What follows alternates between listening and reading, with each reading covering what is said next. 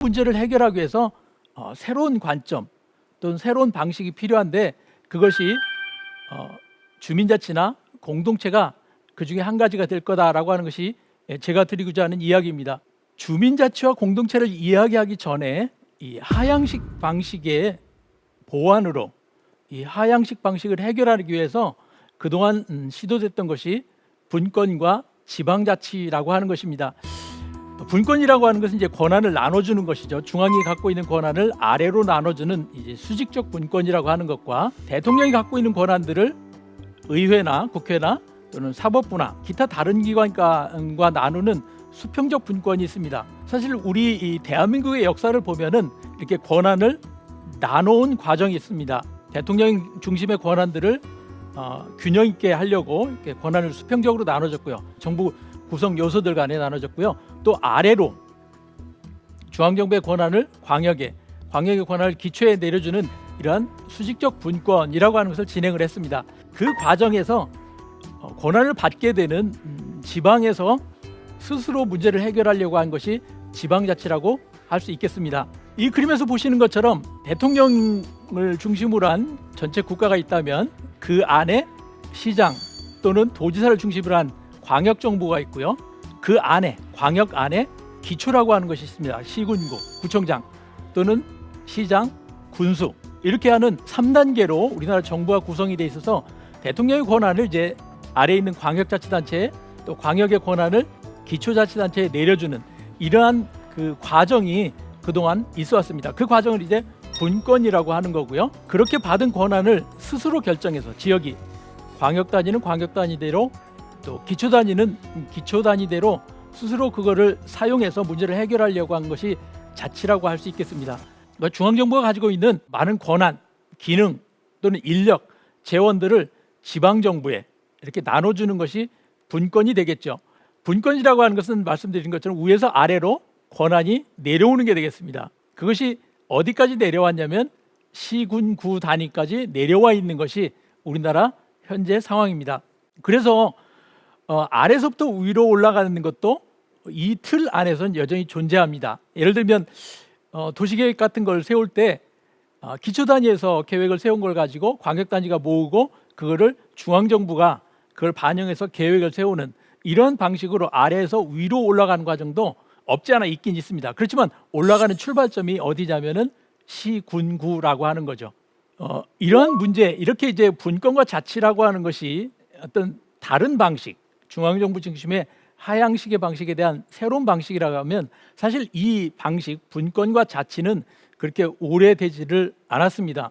현재 우리가 하고 있는 지방자치가 부활된 것은 87년에 6.29 선언으로부터 시작이 됩니다. 실제 이제 87년에 6.29 선언을 하고 나서 87년에 헌법 개정을 하게 되고요. 헌법 개정에 의해서 지방자치법이 바뀌고 그 지방자치법에 의해서 지방의회를 뽑는 게 이제 먼저 했습니다. 여기 사진을 보시듯이 시도의회 의원 이걸 뽑는 걸 먼저 했고요. 그 다음에 단체장을 뽑는 이런 방식으로 광역하고 기초 지방정부가 만들어지기 시작을 했습니다. 그래서 이렇게 만들어진 지방정부가 스스로 지역의 문제를 해결하려고 하는 것이 이제 지방자치라고 말씀드릴 수 있겠습니다. 이 지방자치에 관한 것은 우리나라 법에는 사실 그 기초가 대단히 취약합니다. 우리나라 헌법에 많은 조문이 있지만 사실 대부분의 경우에는 중앙정부에 관한 것이고 지방자치에 관한 것은 여기 보시는 제8장 2개의 조항만 지방자치에 관한 부분이 되겠습니다. 지방자치단체는 주민의 복리에 관한 사무를 처리하고 재산을 관리하며 법령의 범위 안에서 자치에 관한 규정을 제정할 수 있다. 지방자치단체의 종류는 법률로 정한다. 지방자치단체의 의회를 둔다.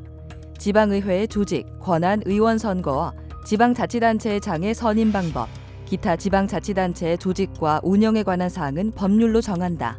지방자치라는 것 자체가 우리나라 정부 전체 틀에서 그걸 보여주는 헌법에서 아주 작은 부분을 차지하고 있다. 이렇게 말씀드릴 수 있겠습니다. 우리가 선거로 뽑을 수 있는 것은 다 아시는 것처럼 대통령과 국회의원을 뽑죠. 바로 이 대통령과 국회의원은 중앙정부를 구성하는 게 되겠습니다. 그 다음에 광역에 있어서 광역의원과 광역단체장을 뽑습니다.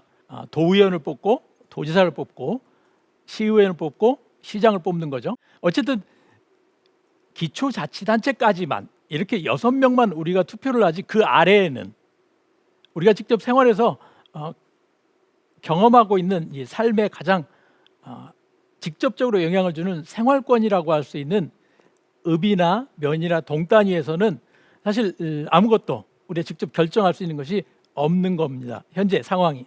그래서 이 읍면동의 경우에는 행정만 있고, 또 읍면동에서는 이 결정을 할 수 있는 주체들이 없어서 읍면동의 행정은 기초자치단체장들이 행정적으로 결정을 하고 있습니다. 바로 이 부분이 주민자치라고 하는 부분이 되겠습니다. 그러니까 지방자치라고 하는 것은, 우리나라의 경우 지방자치는 우리가 투표로 뽑는 구의원, 군의원, 시의원, 구청장, 시장, 군수, 여기까지가 지방자치라고 하는 게 되겠고요.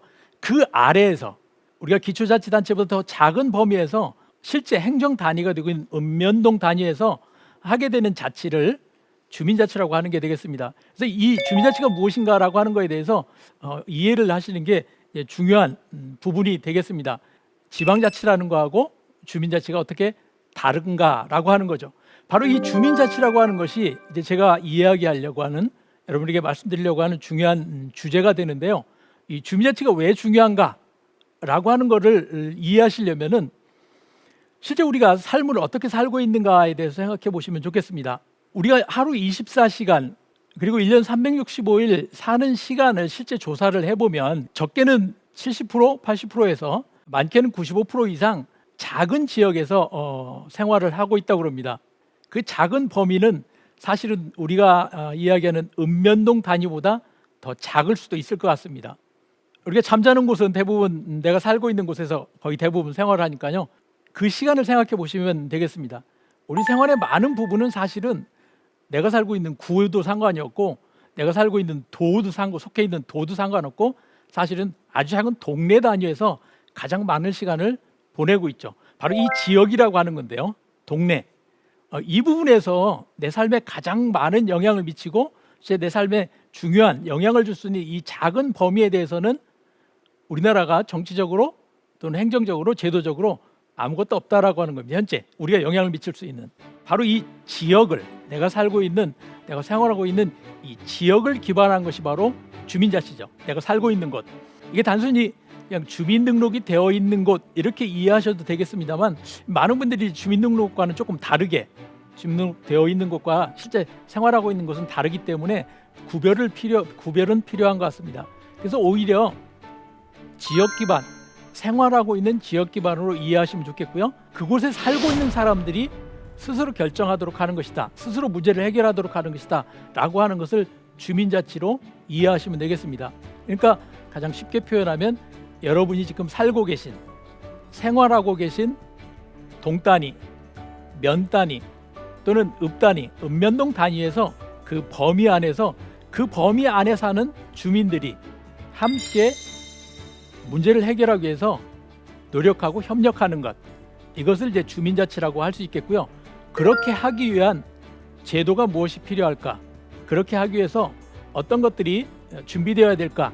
이런 얘기를 하는 것이 바로 이제 주민자치라고 이야기할 수 있겠습니다. 이 부분에 있어서 한 가지 꼭 이제 말씀드리고 싶은 건데요.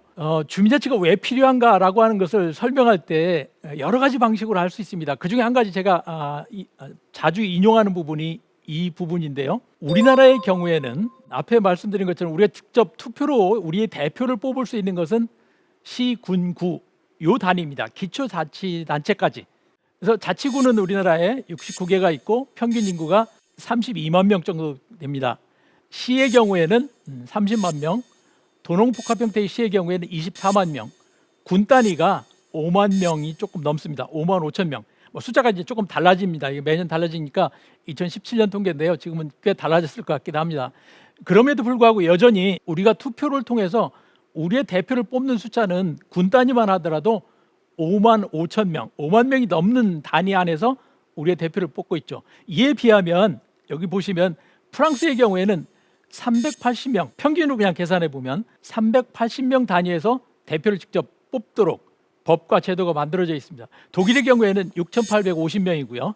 6,850명이니까 사실 우리가 살고 있는 동단이라면 행정구역 이 자치단체가 3개 정도 만들어질 수 있는 그런 정도의 규모입니다. 스위스는 3,236명이고요. 미국만 해도 9,000명 정도. 물론 차이는 여러 가지 있습니다만 그냥 평균으로 계산해도 9,064명 정도가 된다고 합니다. 우리나라의 동단위 읍면동에서 이 동단위의 평균 인구가 여기도 이제 차이가 큽니다. 많은 경우에는 5만 정도가 되는 데에서 적게 되면 제가 살고 있는 동네는 동단입니다만 4,000명 정도밖에 안 되거든요. 그런데도 우리는 동에 있어서 대표를 뽑거나 또는 의원을 결정하거나 어떤 정책에 대해서 아무런 영향을 미칠 방법을 갖고 있지 못합니다. 다시 말해서 우리의 주민자치는 존재하지 않는다, 이 말씀을 드리려고 하는 겁니다. 다른 나라에 비하면 선진국의 경우를 여기 프랑스, 독일, 스위스, 미국 예를 들었습니다만 후진국이라고 해서 주민자치를 안 하는 건가? 그렇지 않습니다. 우리나라 주변에 있는 거의 대부분의 나라들도 주민자치를 하고 있다는 사실입니다. 가장 가까운 일본이 하고 있고요. 일본의 경우에도 프랑스처럼 비슷하게 300~400명밖에 안 되는 동네에서도 우리로 얘기하면 동장 또는 동장보다 더 작으니까 통장이라고 할 만한 정도의 그런 데서도 직접 법적으로 대표를 뽑을 수 있는 그런 제도를 갖고 있습니다. 일본보다 조금 멀죠. 그렇지만 다음 가까운 데가 아마 대만쯤 되지 않을까 싶은데요. 대만도 전부 다 동장 선거를 하고 있습니다. 그 다음으로 가면 이제 필리핀 정도가 될 것 같은데요. 필리핀도 마찬가지로 우리보다 주민자치를 훨씬 더 강력하게 하고 있습니다. 개인적으로 제가 필리핀에 이제 봉사활동을 통해서 여러 번 매년 한두 차례씩 코로나 이전에 갔었는데요. 그때 가서 처음 놀란 것 중에 하나가 봉사활동을 하러 가면은 그 지역에 이제 동사무소 가서 인사를 해야 된다는 거예요. 그래서 이제 가보면은 정말 동사무소 건물, 우리나라 동사무소 건물보다 훨씬 작은 조그만 건물 안에 우리로 얘기하면 동장이 있습니다. 그래서 그 동장한테 가서 인사를 하고 그 옆에 방에 가면 그 몇 명의 선출직 의원들, 동의원들이 있어서 그분들과 인사를 하고서 그 지역에서 봉사활동을 했던 그런 경험이 있습니다. 그러니까 필리핀만 해도 우리보다 훨씬 후진국입니다만 주민자치를 하고 있다, 이 말씀을 드리는 겁니다. 우리의 경우에는 주민자치의 경험이 없어서 이것이 그냥 우리가 읍면동 단위에서 안 뽑는 것이 당연한 거다, 이런 생각들을 하고 계신 것 같은데 사실 그것이 오히려 아주 예외적이다라고 하는 말씀을 드리는 겁니다. 우리나라도 주민자치를 전혀 하려고 하지 않았던 건 아닙니다. 시도는 했습니다. 2010년부터 주민자치란 말을 사용하기 시작해서 여러분 이제 많이 이야기 들으셨을 텐데요. 동단위마다 주민자치센터라고 하는 걸 만들어가지고 주민자치라는 걸 시작을 했었습니다. 2014년에 이제 본격적으로 주민자치회라고 하는 것을 만들어서 광역마다 한두 군데에서 이제 시범 사업을 진행을 했었습니다. 최근 들어서 이 주민자치회라고 하는 것을 이제 본격적으로 해보자, 이런 이야기를 하고 있고, 지금 현재 우리나라 읍면동 단위에 이제 절반이 조금 안 되는 숫자가 주민자치회를 실험을 하고 있습니다. 시도를 하고 있는데 앞에 말씀드렸던 우리 주변 여러 아시아의 여러 나라나 선진국에 비하면 아직도 한참 권한이나 또는 활동에 있어서 아주 미미한 상황이라고 말씀드릴 수 있겠습니다. 보시는 것처럼 이런 데 다 이제 주민자치라는 말을 사용을 하고 있거든요. 근데 이거는 말만, 이름만 주민자치지 실제로는 주민이 저기에 영향력을 행사하거나 직접 결정할 수 있는 것은 아무것도 없는 상태라고 할 수 있습니다.